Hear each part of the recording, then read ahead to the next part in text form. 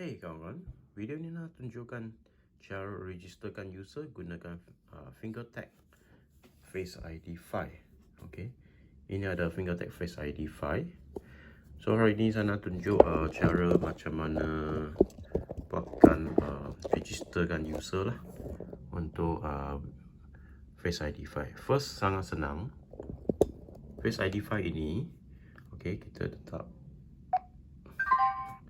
tekan sini untuk dia punya registration. First kita pergi user, okay, lepas tu kita pergi new user, okay, new user. Dia saya adjust sikit.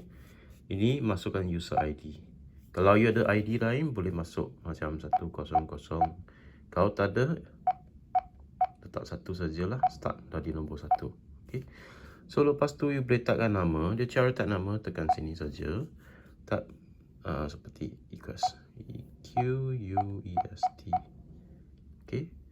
Lepas tu tekan OK. Tekan OK. Tekan masuk. Okay. Dia punya keypad lebih kurang macam iPhone punya design lah. Okay, you boleh tukar. Okay. Biasa dia untuk bahasa English. Lepas tu you tekan OK saja. Okay. Dia ada tadi first name in last name. Kalau you nak letak Equest attendant, dia akan auto spell lah. Okay, you boleh nampak. Saya zoom sikit sebab gelap sikit lah. Okay, dia akan masuk attendance. Lepas tu tekan OK saja. So dia akan keluar macam ni lah. Equest attendance. Lepas tu you boleh pilih user, normal atau super admin. Admin pilih admin. Kalau normal user pilih normal user lah. Yang admin nanti saya akan explain lah kat next video. So normal user dulu, register. So Face ID5 ini dia ada 3 feature. Face, fingerprint dan juga palm. Okay, so kita register face dulu kejap. Okay, so register face sangat senang. Tekan face. So akan saya capture sambil muka macam biasa. Dia suruh capture lah, sangat laju. So fingerprint macam biasa. Kita hanya letak fingerprint sajalah untuk detect. Dia macam ni, dia punya design. Sorry ya, sebab saya tak ada letak white screen. So sudah masuk. So palm, dia ada satu panggil palm. Okay, palm kat sini.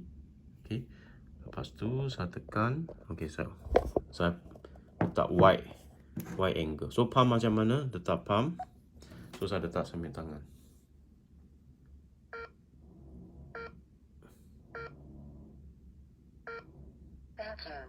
Macam tu. So saya boleh guna face, palm ataupun fingerprint. So lepas siap, okay, lepas siap kita keluar. Saya boleh muka saya. Dia sudah thumb. Fingerprint.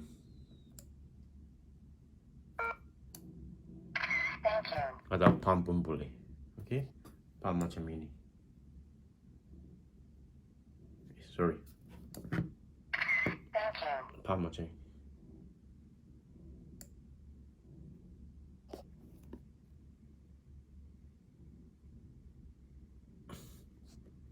Kena register betul-betul. Macam tu. Okay, itu palm. So dia ada few jenis untuk register user. So ini video yang simple sajalah, tunjuk Face ID5 yang boleh penggunaan cara register user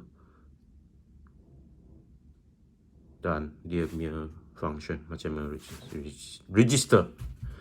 So you rasa video ini okay? Bagilah satu like. Jangan lupa subscribe kan Equest Attendance Marketing ini. Dan terima kasih menonton.